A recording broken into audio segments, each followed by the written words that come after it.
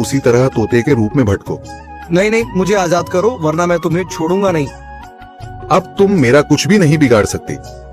अब तुम जाओ यहाँ से और अब से ऐसे ही घूमो।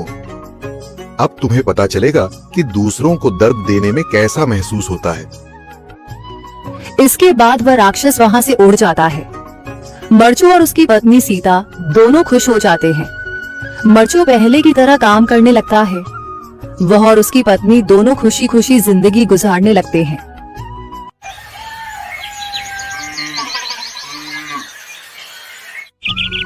मरचू जंगल से लकड़ियां काटकर बाजार में बेचने गया, लेकिन उसे लकड़ियों के अच्छे दाम नहीं मिले।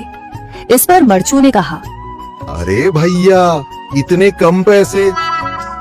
इन पैसों में तो 2 वक्त का खाना भी नहीं मिलेगा। आप मुझे बहुत ही कम पैसे देते हैं। मैं इतनी मेहनत से लकड़ियां काट कर आता हूँ, लेकिन उनके पैसे मुझे बहुत कम मिलते हैं। भैया, तुम्हारी लकड़ियां होती ही इतनी कमजोर हैं कि मैं इससे ज्यादा पैसे नहीं दे सकता। तुम्हारी लकड़ियों के बस इतने ही पैसे बनते हैं। अरे भैया, कुछ ज्यादा कर दो ना। वो क्या है ना कि इन पैसों का तो कुछ भी नहीं आता। मैं अपनी जिंदगी कैसे गुजारूंगा? भैया, तुम जाकर अच्छी लकड़ियां लाओ, तभी इन लकड़ियों का अच्छा दाम मिल पाएगा, वरना इन लकड़ियों का तो यही दाम है। ये सुनकर मरचू बहुत ज्यादा परेशान हो गया और पैसे लेकर किराने की दुकान से सामान खरीदकर घर आ गया। घर पहुंचते ही मरचू की पत्नी सीता ने कहा, जी, सामान ले आए आप?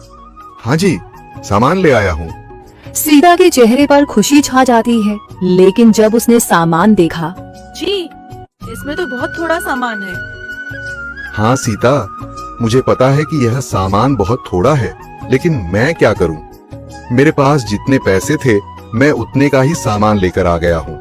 इस तरह हमारा गुजारा कैसे हो पाएगा जी? आपको तो पता ही है कि हम कितनी मुश्किलों से गुजारा करते हैं। हाँ हाँ, मुझे पता है, लेकिन मैं कर भी क्या सकता हूँ? मेरे पास इतने पैसे ही नहीं कि हम एक अच्छी जिंदगी गुजार सकें। इतनी मेहनत कर रहा हूँ, लेकिन फिर भी मेहनत का फल नहीं मिल रहा। इतनी मेहनत से अच्छी लकड़ी काट कर आता हूँ, लेकिन मुनासिब दाम नहीं मिलता। मैं तो बहुत परेशान हूँ। क्या करूँ? कहाँ जाऊँ? अरे जी, आप परेशान न हो, आप कोई और काम देख लें।